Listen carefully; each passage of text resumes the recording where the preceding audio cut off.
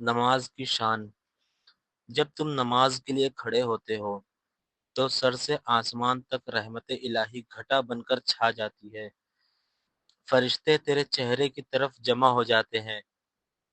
ایک فرشتہ پکارتا ہے کہ اے نمازی، اگر تو دیکھ لے کہ تیرے سامنے کون ہے اور تو کس سے بات کر رہا ہے تو اللہ کی قسم تو قیامت تک سلام نہ پھیرے۔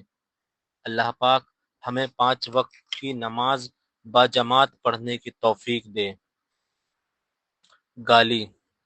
حضرت علی رضی اللہ عنہ نے فرمایا، تمہارے منہ سے نکلی ہوئی ایک گالی، چاہے مذاق میں ہو یا غصے میں، تمہاری قبر میں ایک ایسا بچھو پیدا کرتی ہے جس کے ایک بار ڈسنے سے انسان 70 ہاتھ زمین میں دھس جاتا ہے۔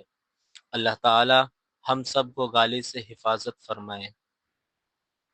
چغلی اور غیبت کرنے والوں کا انجام۔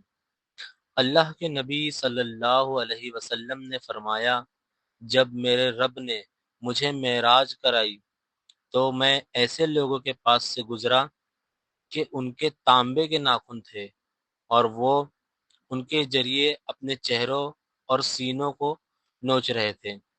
میں نے کہا، اے جبرائیل، یہ کون لوگ ہیں؟ اس نے کہا، یہ وہ لوگ ہیں جو لوگوں کا گوشت کھاتے تھے اور ان کی عزتوں کے ساتھ کھیلتے تھے، یعنی چغلی اور غیبت کرتے تھے۔ ایک بار ضرور سنیں، ایک بار ضرور پڑھے، خوب نام ہے نام محمد صلی اللہ علیہ وسلم، جس پر نقطہ بھی رب کو گوارا نہیں۔ ان کی محبت سے جو منہ پھیرے، دونوں جہاں میں اس کا گزارا نہیں۔ دامن مصطفیٰ کو ہم چھوڑ دے، اتنا کمزور ایمان ہمارا نہیں۔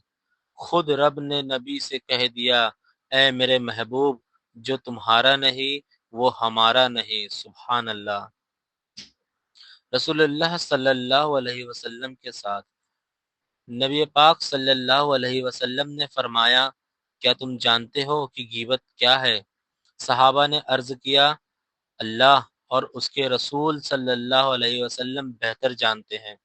آپ صلی اللہ علیہ وسلم نے فرمایا، اپنے مسلمان بھائی کا اس طرح ذکر کرنا جس سے وہ ناپسند کرے۔ پوچھا گیا، اگر میرے مسلمان بھائی میں وہی بات واستو میں موجود ہو جو میں کہتا ہوں؟ آپ صلی اللہ علیہ وسلم نے فرمایا، اگر وہ بات اس میں موجود ہے تو وہ غیبت ہے، اور اگر اس میں وہ عیب موجود نہیں ہے اور تم اس پر بہتان جھوٹا الزام لگایا۔ رسول اللہ صلی اللہ علیہ وسلم کے ساتھ رسول اللہ صلی اللہ علیہ وسلم کے ہاتھوں کا معجزہ۔ ایک مرتبہ ہم رسول اللہ صلی اللہ علیہ وسلم کے ساتھ ایک سفر میں تھے اور پانی قریب قریب ختم ہو گیا تھا۔ حضرت صلی اللہ علیہ وسلم نے فرمایا کہ جو کچھ بھی پانی بچا ہے اسے تلاش کرو۔ لوگ تھوڑا سا پانی ایک برتن میں لے کر آئے، اپنا ہاتھ اس برتن میں ڈال دیا اور فرمایا، برکت والا پانی لو، اور برکت تو اللہ تعالی ہی کی طرف سے ہوتی ہے۔ میں نے دیکھا کہ رسول اللہ صلی اللہ علیہ وسلم کی انگلیوں کے درمیان سے پانی فوارے کی طرح پھوٹ رہا تھا، اور ہم اس وقت تقریباً 70 لوگ تھے۔ ہم سب نے پانی پیا اور وضو کیا۔ اللہ کی محبت۔ نبی کریم صلی اللہ علیہ وسلم نے فرمایا، جب اللہ کسی بندے سے محبت کرتا ہے تو جبرائیل علیہ السلام کو آواز دیتا ہے کہ اللہ فلاں بندے سے محبت کرتا ہے، تم بھی اس سے محبت کرو۔ جبریل علیہ السلام بھی اس سے محبت کرنے لگتے ہیں۔ پھر وہ تمام آسمان والوں میں آواز دیتے ہیں کہ اللہ فلاں بندے سے محبت کرتا ہے، تم بھی اس سے محبت کرو۔ پھر تمام آسمان والے اس سے محبت کرنے لگتے ہیں۔ اس کے بعد وہ زمین میں بھی مقبول اور محبوب بن جاتا ہے۔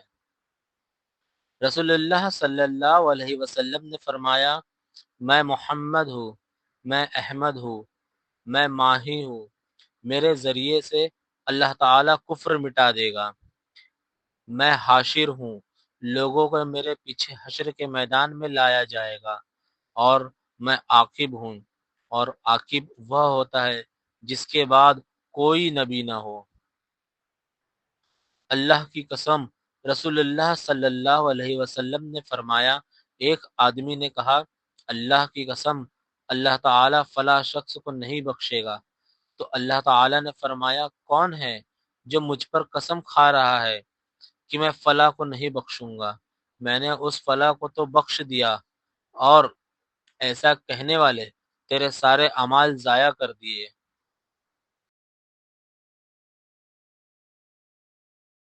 رسول اللہ صلی اللہ علیہ وسلم نے فرمایا، اللہ اس بندے پر رحم فرمائے جو رات اٹھ کر تہجد پڑھے، اپنی عورت کو جگائے اور وہ نماز پڑھے، لیکن اگر وہ انکار کرے تو اس کے چہرے پر پانی چھڑک دے۔ اللہ اس عورت پر رحم فرمائے جو رات کو اٹھ کر تہجد پڑھے، آپ نے خاوند کو اٹھائے اور وہ نماز پڑھے، لیکن اگر وہ انکار کرے تو وہ اس کے چہرے پر پانی چھڑک دے۔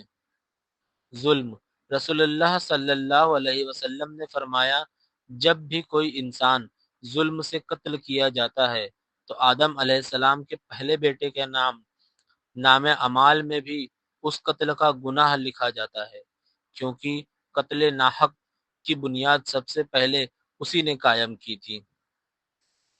قیامت، رسول اللہ صلی اللہ علیہ وسلم نے فرمایا، قیامت کے دن جب مصیبتوں پر صبر کرنے والوں کو ان کا بدلہ دیا جائے گا تو ان کو عافیت نصیب رہی تھی، وہ تمنا کریں گے کہ کاش دنیا میں ہماری کھالیں کینچیوں سے چیری گئی ہوتی۔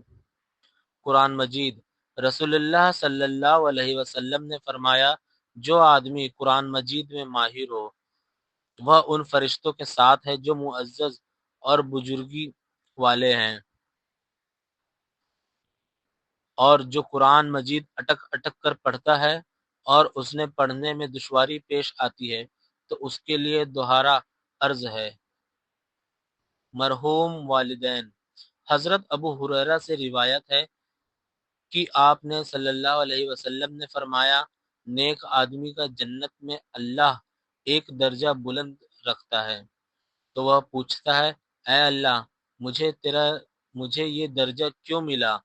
تو اللہ فرماتا ہے، تیری اولاد نے تیرے لیے مغفرت کی دعا کی ہے، اس لیے اپنے والدین کے حق میں دعا کرتے رہنا چاہیے۔ اللہ سے دعا ہے کہ اے اللہ، ہمیں والدین کی قدر نصیب فرما اور ان کی بہترین اولاد میں شمار فرما، آمین۔ ہماری مصیبت کا اللہ کو کتنا احساس ہے۔ نبی کریم صلی اللہ علیہ وسلم نے فرمایا کہ مسلمان جب بھی کسی پریشانی، بیماری، رنج و ملال، تکلیف اور غم میں مبتلا ہو جاتا ہے، یہاں تک کہ اگر اسے کوئی کانٹا بھی چبھ جائے تو اللہ تعالیٰ اسے اس کے گناہوں کو مٹا دیتا ہے۔